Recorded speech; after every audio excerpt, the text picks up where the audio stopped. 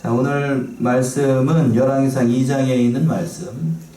2절에 보시면 이렇게 되어 있지요. 2절 보시면 내가 이제 세상 모든 사람의 길로 가게 되었으니 너는 힘써 뭐가 되라고 말씀하고 있어요? 대장부가 되라. 이 말씀은 의지돼서요. 너는 힘써 대장부가 되라 라는 말씀의 제목으로 주일 오전 예배 시간 은혜 나누도록 하겠습니다. 이 본문의 말씀은 다윗이 자기의 죽음이 얼마 남지 않은 것을 알고 그 아들, 사랑하는 아들 솔로몬에게 당부한 유언의 말씀이에요.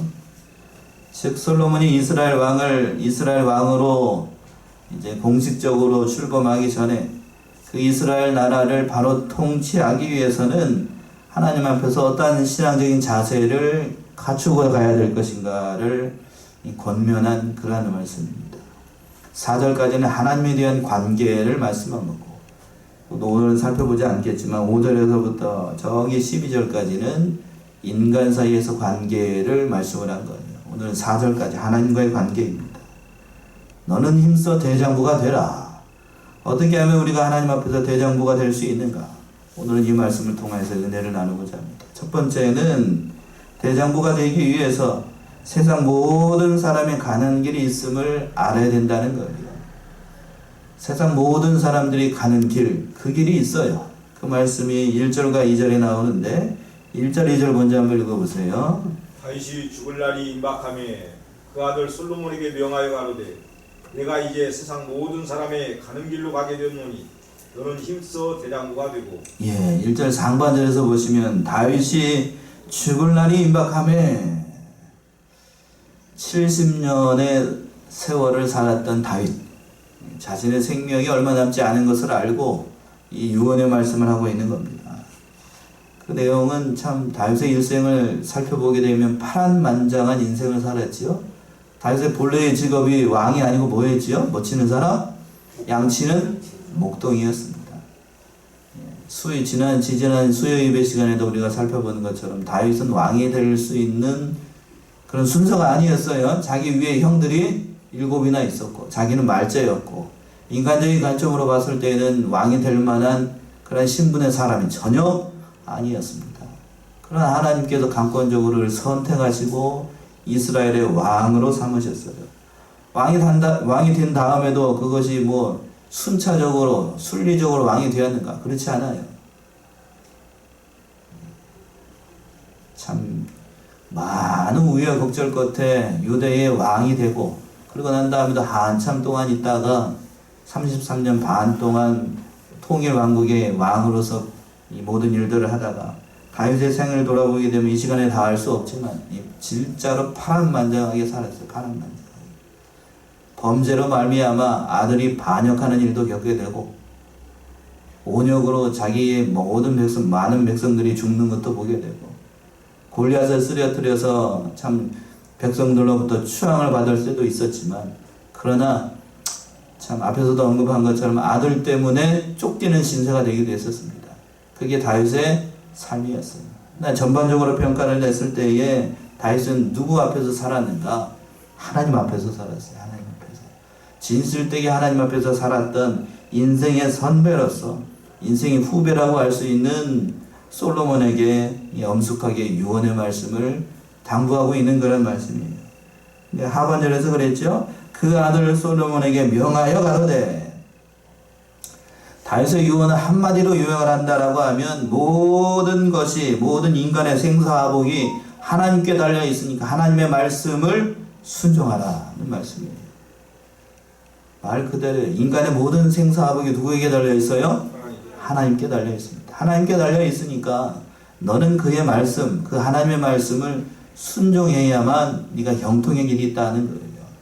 너무나도 당연한 말씀인데 우리는 그 하나님을 알면서도 또 하나님의 말씀을 알면서도 순종하지를 못하지요. 그 하나님의 말씀을 순종하라는 거예요. 그러니까 다윗은 아들 솔로몬에게 신앙인의 전형으로서 자신을 소개하고 있는 거예요. 모범으로서.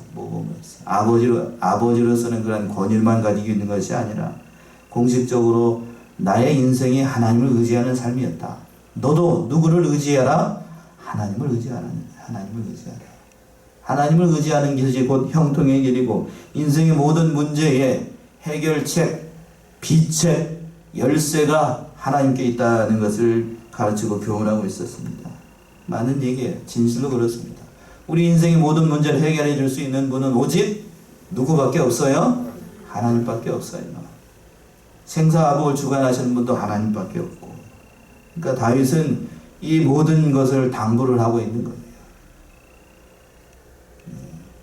특별히 살아있을 때에는 말을 잘 안 들어도 부모가 죽을 때가 돼가지고 유언의 말씀으로 마지막 남기는 것은 자손들이 잘 듣나요? 안 듣나요? 보통은 잘 들어요. 잘 듣는다고. 재미있는 우화 중에 청개구리 우화가 있지요. 청개구리가 하도 그냥 동으로 가라고 하면 뭐하고? 서로 가고, 서로 가라면 동으로 가고, 하는 일마다 엄마가 했던 거 반대로 하니까 자기는 이제 엄마가 죽을 날이 얼마 남지 않아 놓고 청개구리한테 당부를 했죠. 냇가에다 묻으면, 어디다 묻을 줄 알고, 산에다가 묻을 줄 알고, 아들 청개구리를 불러가지고 내가 죽으면 어디에다 묻으라고 그랬어요? 냇가에다 묻으라. 그랬더니 이것이 또 거꾸로 하지 않고 그때는 또 뭐를 듣는다고? 어머니 말씀을 듣는다고? 어디에다 묻어? 냇가에다 묻고 그냥 비가 올 때마다 그냥 떠내려갈까봐 울었다는 재미있는 우화가 있네요. 그만처럼 그 부모의 말이라도 마지막 유언의 말씀은 지킨다는 거예요. 지킨다는 거. 그러니까 지금 오늘 본문의 말씀도 다윗이 아들 솔로몬에게 유언의 말씀으로 당부를 한 거예요. 당부를 한 거. 인생의 성공의 비결이 여기 있다. 하나님 말씀을 순종하는 거. 순종하면 네가 복을 받을 거고 순종하지 않으면 복이 떠날 것이다. 이 유언의 말씀처럼 이 솔로몬이 아버지 다윗의 말씀도 하나님의 말씀을 지켰을 때는 그 나라가 강한 나라가 됐어요. 그러나 말년에 가서 이 솔로몬이 믿음 떠나고 우상 섬기고 그러자 어떻게 됐죠? 나라가 어떻게 되죠? 솔로몬 죽고 난 다음에 두 쪽으로 갈라지게 됩니다. 그 원인은 누가 적용했어요? 솔로몬이죠. 말씀을 순종하는 것이 형통의 비결이라는 것을 우리는 이 말씀을 통해서 잘 알고 있는 거예요. 2절 보시면 중요한 또 진리 하나가 우리가 발견하게 되는데 2절 보시면 그렇게 되어 있죠. 2절 다시 한 번만 읽어보시겠어요? 내가 이제 세상 모든 사람의 가는 길로 가게 되었노니 너는 힘써 대장부가 되고. 예, 내가 이제 세상 모든 사람의 가는 길로 가게 되었으니 세상 모든 사람이 가는 길 무슨 길일까요? 죽음의 길이에요. 죽음의 길. 다윗이 왕이라고 할지라도 이 죽음의 길은 피해갈 수 없습니다. 말씀을 전하고 있는 저도 언젠가는 죽을까요? 안 죽을까요? 죽습니다. 여기 앉아 계신 여러분들도 언제가 될지는 모르겠지만 그날은 모르지만 다 죽습니다. 다 죽어요. 주일날 좋은 시간에 왜 죽는다는 얘기부터 하는가? 그걸 알아야 돼요. 인생은 아무리 잘생기고 아무리 잘나고 아무리 많은 돈과 권력을 가지고 있어도 하나님이 부르면 다 내려놓고 어떻게 해야 돼요? 가야 됩니다. 가야 돼요. 이걸 알아야 돼요. 이거. 첫 번째 다윗이 당부하고 있는 건 모든 사람이 가는 길이 반드시 너에게 임하게 된다는 거예요. 이 하나님 앞에서 정직하게 살아야 됩니다. 정직하게 살아야 돼요. 다윗은 죽음을 결코 부정하고 있지 않아요. 여기서도 보게 되면 보통 믿음이 없는 사람들 보게 되면 죽을 날이 임박하게 되면 그 앞에 자꾸 뭐가 보인대요. 뭐가 보이죠? 이상한 것들이 와가지고 막 데리고 가려고 그런다고 믿지 않으면 그런 게 가끔 보이기도 합니다. 그거 와가지고 막 자기를 끌고 가려고 하니까 임종할 때 보게 되면 보통 믿음 없는 사람들 보게 되면 용을 써요. 용을 써. 혹시 보셨나요? 용 쓰는 거? 뭔 용 쓰는지 몰라요? 안 가려고 그냥 손가락에다 힘을 줘가지고 땅바닥을 박박 긋고 저는 그걸 봤어요. 이를 득득 갈고 막 욕지거리를 막 해댔었고 믿음 없는 사람들은 그래요. 마지막 용을 쓴다고 해요. 그게 믿음 없는 사람의 실체. 참 허망에 가는 사람들이 많아요. 그렇게 가면 불쌍한 인생이에요. 어디로 가는 거죠? 단적으로 지옥 가는 겁니다. 지옥 가는 거예요. 저는 그 모습들을 많이 봤어요. 그러나 믿음의 사람들은 대부분 앞에 대부분 뭐가 보이게 되냐면 앞에 천사가 오는 것이 보인답니다. 저는 안 봐서 잘 모르는데 임종을 지켜보게 되면 그래요. 저희 고모님이 마지막까지 예수를 안 믿다가 작은아버지의 권유로 강력한 권고죠. 그래서 마지막에 예수를 영접하고 갔는데 그랬더니 고모님 고백이 뭐냐면 천사 둘이 내 앞에 와 있다 그러면서 환하게 웃고 가셨다. 그렇게 가셨어요. 그렇게. 마지막 순간에는 보여주시 하나님께서. 그러니까 우리가 이 사실을 알아야 돼. 모든 사람에게 정해진 길이 있어요. 히브리서 9장 27절에 정확하게 표현되어 있죠. 히브리서 9장 27절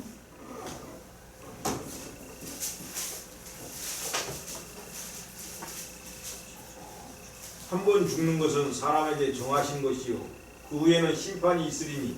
예, 한 번 죽는 것은 사람에게 정하신 것이요 그 후에는 뭐가 있대요? 심판이 있습니다. 그러니까 인생은 정해져 있어요. 죽음이라고 하는 것이 누구도 피해갈 수 없어요. 누구도 피해갈 수가 없습니다.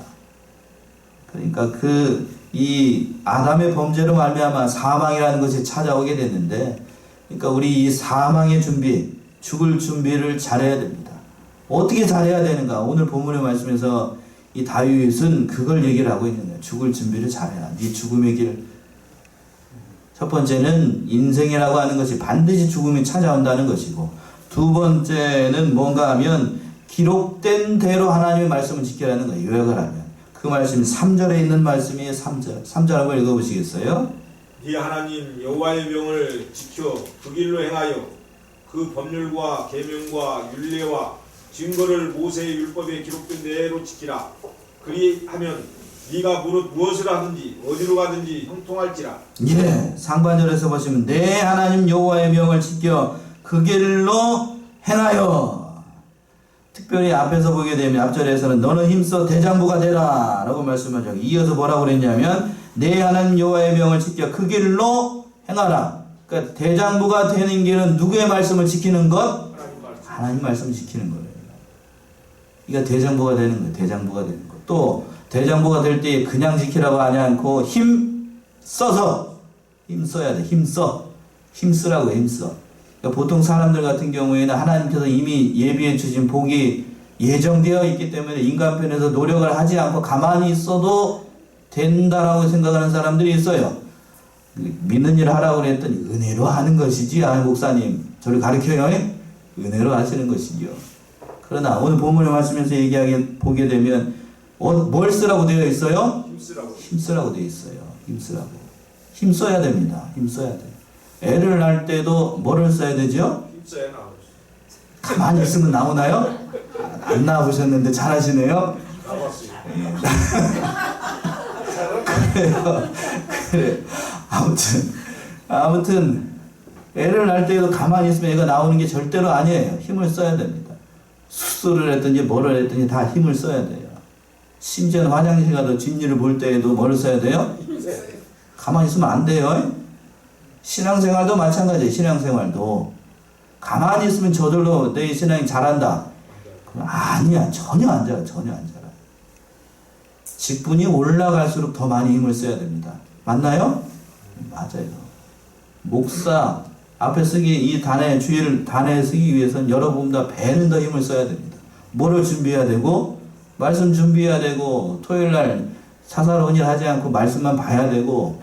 그러니까 저는 주말이 없어요. 주말이 없다고.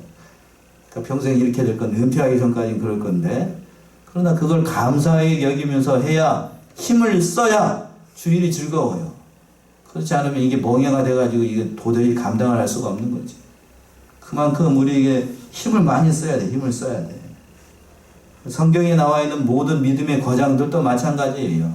히브리서 11장에 나오고 있는 그 믿음의 증인들도 믿음을 썼어요. 믿음을 썼어. 뭐를 썼다고요? 믿음을 써야 돼요. 믿음을 어떻게 쓰는가? 말씀 지키고 주일날 예배 잘 드리고 기본적인 거 다 하는 것. 그것이 힘을 쓰는 거예요.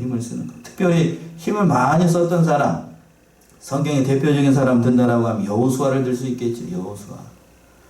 여호수아는 모세의 뒤를 이어서 이스라엘의 차기 지도자가 됐던 사람입니다.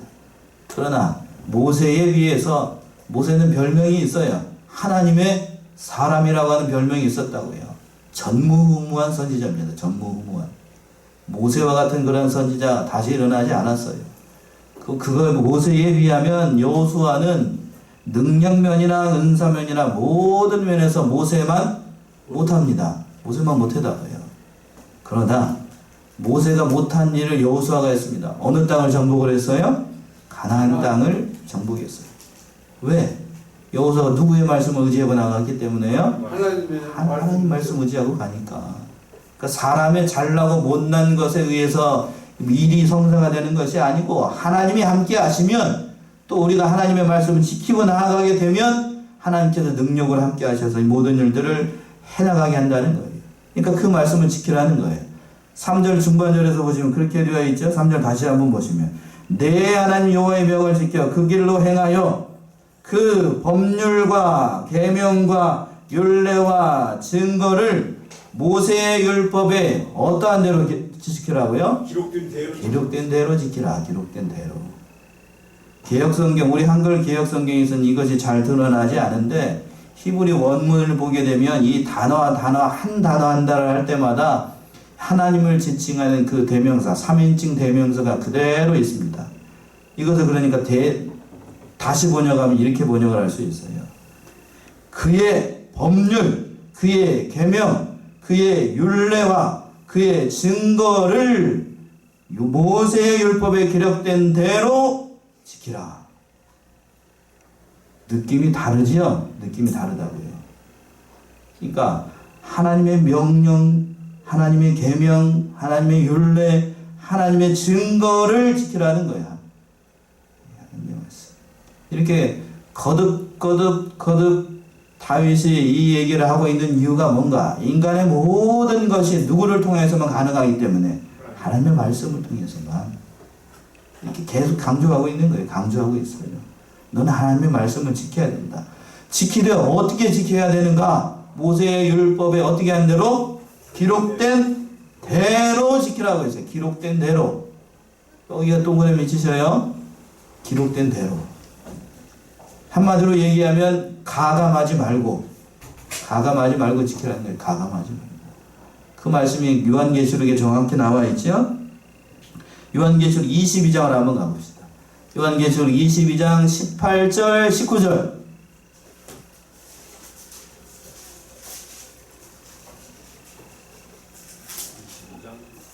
18절 19절.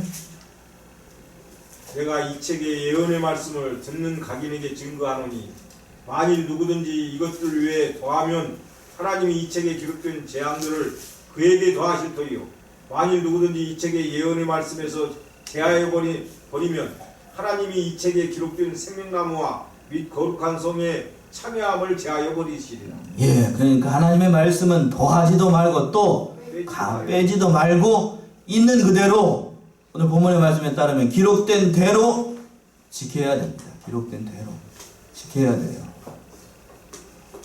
그러니까 우리가 이 말씀 그대로 하나님의 말씀을 순전하게 받아들이고 순전하게 지켜야 돼요. 제가 성경을 연구하면서 다윗의 신앙을 한마디로 정의를 한다라고 하면 순수했습니다. 여러분도 그렇게 생각하시나요? 다윗이 참 순수했어요. 누구만 바라보고 하나님만 바라보고 골리앗을 쓰러뜨릴 때에 인간적으로 봤을 때에는 다윗이 골리앗을 쓰러뜨릴 수 있는 여건이 전혀 아니에요. 골리앗 어려서부터 무장이었습니다. 어려서부터 싸움꾼이고. 그런데 다윗은 이제 15, 17밖에 안 되는 소년이에요. 무기도 제대로 된 게 없었고 물맷돌을 가지고 미끄러운 돌 몇 개를 가지고 5개를 들고 골리앗 앞에 나갑니다. 그런데 5방으로 쓰러뜨렸는가? 한 방에 쓰러뜨렸는가? 몇 개로 쓰러뜨렸죠? 한 방에 쓰러뜨렸습니다. 한 방. 그것도 머리끝에서부터 발끝까지 모든 것이 다 갑옷으로 둘러싸여 있는데 한 곳이 뚫려 있었어요. 어디가 뚫려 있었냐면 여기에요. 이렇게 안경 쓴 것처럼 여기만 앞에 봐야 되니까요. 여기만 이렇게 뚫려 있는데 여기 뚫려 있는 곳에 다윗이 보고 탁 해가지고 한 방에 팍 했더니 여기에 그대로 정확입니다. 누가 한 거죠? 하나님이 하신 거예요. 물론 다윗의 손을 통해서 하나님께서 하신 것인지, 하나님께서 다 이렇게 연단을 통해서 다윗에게 이런 일을 한 겁니다. 그러니까 형통의 길이 하나님의 말씀을 지키는 것에 있다라고 하는 거예요. 그렇게 하면 어떻게 되는가? 3절 하반절에서 보시게 되면 그리하면 내가 무엇을 하든지 어디로 가든지 뭐 할지니라? 형통할지니라. 형통의 비결이 여기 있습니다. 한마디로 요약하면 하나님의 말씀대로 하게 되면 네가 인생에서 성공한 인생이 된다는 거예요. 결국 아버지 다윗이 솔로몬에게 물려준 건 신앙입니다. 신앙. 많은 재산을 물려준 것이 아니라 뭘 물려줬어요? 신앙을 물려준 거예요. 신앙의 유산. 이게 참 중요한 거예요. 겉으로 봤을 때에는 신앙의 유산이라는 것이 아무것도 아닌 것처럼 보입니다. 그러나 이후에 솔로몬이 그 하나님의 말씀을 지키고 나아가자 전무후무한 일들을 하게 돼요. 전무후무한 지혜를 갖게 됐고 일천번제를 드려가지고 하나님의 그 응답을 받게 되고 또 그렇게 수건 사업이든 하나님의 성전을 건축을 하게 되고 이 모든 일들이 하나님의 말씀을 솔로몬이 지켰을 때예요. 지켰을 때 하나님께서 형통의 길을 열어주셨다라고 하는 겁니다. 이런 신앙적인 유산과 관련된 그 아름다운 일화가 있어가지고 한 가지 제가 좀 소개를 해드릴게요. 17세기 미국의 대표적인 경건주의자면서 칼빈주의자였던 조나단 에드워드라고 하는 사람이 있습니다. 누구라고요? 조나단 에드워드. 아는 사람 있으신가요? 그 사람은 알겠지만 굉장히 경건한 목사입니다. 17세기에 미국의 영적인 지도자 가운데 한 사람이 조나단 에드워드예요. 저도 굉장히 좋아합니다.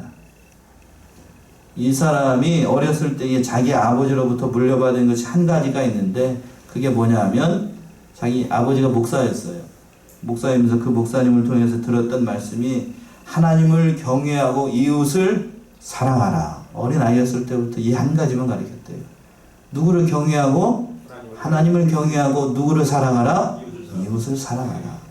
그게 평생이 조나단 에드워드의 좌우명이 됐습니다. 좌우명. 그래서 그 받은 아버지로부터 물려받은 그 신앙의 유산을 자기가 낳은 자손들에게 그렇게 다 가르쳤답니다. 그래서 그 조나단 에드워드의 핏줄을 타고난 그 가게가 약 400명 정도 되는데 뒤에 재미있는 통계를 한번 내봤대요. 그 후손들이 과연 어떻게 됐을까? 실제로 조사를 해봤답니다. 실제로 조사를 해봤대요. 그랬더니 조사한 결과가 참 재미있어요. 14명이 대학 학장, 몇 명이요? 14명이 대학학장, 100여 명이 목사와 신학자. 세상에 100명이나 되는 목사와 신학자, 그리고 100명 이상의 법관과 판사, 그리고 60명의 의사, 70명의 작가와 저술가를 배출했답니다. 잘 되지 않은 사람, 세상적 관점으로 잘 되지 않은 사람이 아무도 없었대요. 아무도. 뭘 물려줬기 때문에요? 신앙을 물려줬기 때문에. 신앙. 자손이 잘 되기 위해서는 돈을 물려주고 권력을 물려주고 재산을 물려주는 것이 아니고 뭘 물려줘야 돼요? 신앙을 물려줘야 됩니다. 신앙. 자식이 잘 되게 하고 자식이 이 세상 가운데에서도 형통의 길을 걸어가기를 원한다라고 하면 내 자식에게 뭘 물려줘야 되는가? 신앙을 물려줘야 돼요. 신앙. 세상적 관점으로 봤을 때에는 돈과 권력을 물려주고 재산을 물려주는 것이 당장 효과가 있는 것처럼 보이지요. 그러나 자식들에게 유산 물려주고 많은 재산을 물려줬을 때 자식들이 그것을 제대로 관리하는 사람이 여러분들이 봤을 때도 많던가요? 적던가요? 잘 되는 사람 제가 못 봤어요. 잘 되는 사람 별로 없다고요. 돈을 물려줬을 때는 적은 금액을 물려줘야 됩니다. 많은 걸 물려주게 되면 안 돼요. 안 돼. 적은 금액을 물려줘야 돼. 적은 금액을 물려주면 그걸 가지고 유용하게 했습니다. 유용하게. 그러나 많은 걸 물려주게 되면 그게 욕심으로 가요. 자기 실력과 주제도 모르고 엉뚱한 곳에 투자한답시고 했다가 뭘 당하고 사기당하고 그러다가 결국에는 자살하고 불행한 결과를 맞이하는 사람들이 얼마나 많은지 알 수가 없어요. 그러니까 우리가 반드시 자식들에게 물려줘야 될 것은 많은 재산이나 돈과 명예가 아니고 뭘 물려줘야 된다고요? 신앙을 물려줘야 돼요. 그러면 당장에는 효과가 없어도 그 신앙의 길을 따라가기 때문에 반드시 형통의 길을 걸어가게 된다는 거예요. 마지막으로 세 번째는 그 길을 삼가 마음을 다하고 성품을 다하여 진실이 하나님 앞에서 행하라. 하나님 앞에서 행하라는 거예요. 하나님 앞에서. 그 말씀이 4절이죠. 4절 한번 읽어보시겠어요? 여호와께서 내 일에 대하여 말씀하시기를 만일 네 자손이 그 길을 삼가 마음을 다하고 성품을 다하여 진실이 내 앞에서 행하면 이스라엘 왕위에 오를 사람이 네게서 끊어지지 아니하리라 하신 말씀을 확실히 이루게 하시리라. 예. 4절의 말씀이 한마디 한마디를 참 놓치기 아까운데요. 첫 번째 보게 되면 여호와께서 내 일에 대해서 말씀하시기를 만일 내 자손이 그 길을 뭐라고 되어 있어요? 삼가. 그 길을 삼가야 돼요. 삼가. 첫 번째는 그 길을 지키되 삼가야 됩니다. 삼가. 여기서 삼가라는 말이 참 중요해요. 아무리 신앙이 좋은 사람이라고 할지라도 그 말씀을 삼가 지키지 않으면 안 된다는 말씀이에요. 삼가. 삼가라고 하는 것은 규모 있게 신앙생활을 하라는 말씀이에요. 규모 있게. 그러니까 지킬 건 지키고 또 지키지 않아야 될 것은 지키지 않는 것. 이 참 중요한 말씀이에요. 특별히 부모님이 장례를 치르게 될 때에 삼가 믿음을 잘 지켜야 됩니다. 인정에 끌려가지고 하지 않아야 될 일들을 하는 경우들이 좀 많이 봤어요. 그런가요? 예. 목사가 그래도 장례 예배를 인도를 하거나 그러면 그것을 다 커트를 하니까 괜찮은데 목사가 장례 예배를 인도하지 않거나 뭐 장례사들에게 맡기고 이상한 걸 맡기게 되면 그 사람들이 자꾸 뭐를 요구를 하냐면 제사를 요구를 하고 또 뭐를 요구를 하죠? 절하라고 그래요. 자꾸 절하라고 그럽니다. 그거 다 참여하게 되면 뭐 섬기는 거 돼요? 우상 섬기는 거예요. 우상 섬기는 거. 제 개인적인 얘기에서 죄송하지만 저기 장모님 집례를 제가 했습니다. 하면서 이 공식적인데 좀 아무튼 별로 은혜롭지 않은 사람이 옆에 있어가지고 좀 이따 집사람한테 물어보세요. 그 사람이 아주 그래가지고 그냥 저기 돌아다니 같이 옆에서 있으면서 그냥 저기 했었는데 아무튼 은혜 가운데 잘 지냈어요. 은혜 가운데 잘 지내고 꿈에도 생각해 보지 못했어요. 뭐 제가 목사 안수를 받고 장모님 장례를 제가 집례하게 될 줄은 꿈에도 생각 못했습니다. 가족장으로 요즘 시국이 무슨 시국이잖아요. 그렇죠? 그러니까 다른 분한테 맡기기도 좀 애매하고 그러니까 가족장으로 하는데 목사라고 하는 사람이 저밖에 없으니까 제가 다 집례를 하고 또 최 목사님 오셔가지고 또 입관 예배를 한 시간 드려주시고 아무튼 은혜롭게 잘 됐습니다. 이 모든 것도 다 하나님의 은혜예요. 그러니까 이 중요한 말씀은 삼가예요. 삼가. 삼가야 됩니다. 규모 있게 신앙생활도 잘 해야 되고 삼가야 되고 첫 번째 이 신앙의 원리가 참으로 중요하고 또 두 번째는 중반절에서 보시면 뭐를 다하라고 되어 있냐면 마음을 다하고 성품을 다하라 라고 되어 있어요. 그러니까 하나님을 섬길 때에 마음이 가야 되고 또 성품이 가야 됩니다. 이것은 전인격적으로 누구만 의지하라는 거예요? 하나님만 의지하라. 우리의 중심, 우리의 마음으로 하나님을 섬겨야 된다는 거예요. 전인격적으로. 여호수아 1장 7절에서부터 8절 보게 되면 이렇게 표현되어 있죠. 여호수아는 달리 표현하고 있는데 한번 봅시다. 여호수아 1장 여러분들이 굉장히 좋아하는 구절이잖아요. 여호수아 1장 7절에서부터 8절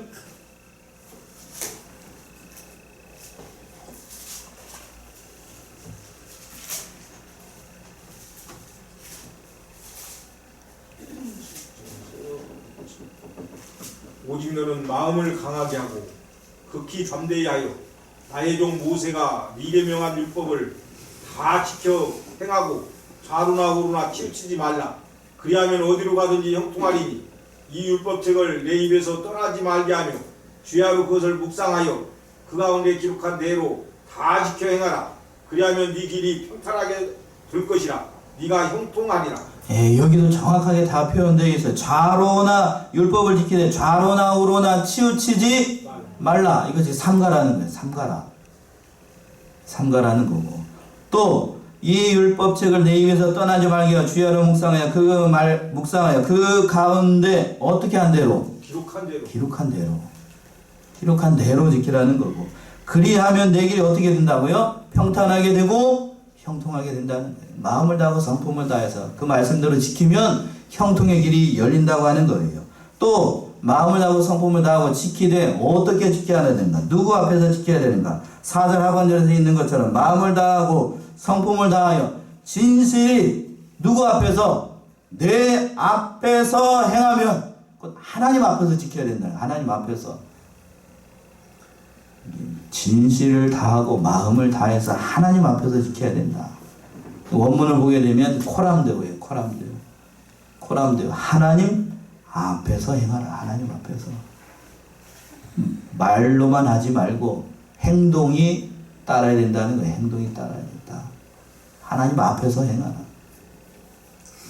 이 말씀이 참 중요해요. 진실이 내 앞에서 행하라. 이 한마디 한마디 4절의 말씀 그냥 넘어갈 수가 없어요. 하나님은 그걸 보시는 거예요. 그 마음이 진실한지, 그리고 그 사람이 누구 앞에서 행하고 있는지, 부처 앞에서 행하고 있는지, 세상 재물 앞에서 행하고 있는지, 이걸 의지하고 있는지 하나님은 다 아신다고요. 그러니까 하나님 앞에서 행해야 돼요. 하나님 앞에서. 이 말씀은 성경에서 다 드러나고 있고, 특별히 중세시대 때에 종교개혁자들이 로마 카톨릭과 신앙개혁, 종교개혁을 일으킬 때에 구호가 됐던 말씀이 이 말씀이에요. 누구 앞에서? 하나님 앞에서. 하나님 앞에서 말씀을 지키고 나아가겠다. 코람데우. 이 말씀입니다. 결국 이 말씀은 하나님 앞에서 자기의 마음과 행동을 다하는 것이 곧 신앙이라고 하는 거예요. 신앙. 우리 사랑하는 성안의 성도님들, 이 다윗의 유언을 통해서 우리가 이 시간, 짧은 시간 은혜를 나눈 가운데 있어요. 한마디로 얘기하면 인생의 형통의 길, 곧 대장부가 되는 길은 누구의 말씀을 순종하는 것? 하나님의 말씀을 순종하는 것. 그리하면 형통의 길이 열린다. 그러다 그 말씀을 지키되 삼가고 마음과 성품을 다하여 누구 앞에서 지키라? 하나님 앞에서 지키라. 다윗이 마지막 유언의 말씀을 사랑하는 아들에게 많은 말씀을 해주고 싶었을 거예요. 그러나 다윗은 이번 본문의 말씀에서 보게 되면 돈을 어떻게 관리하는가라고 한다든가 재산을 어떻게 관리하라 그런 말은 있어요? 없어요? 없어요. 없습니다. 한마디 말이 없어요.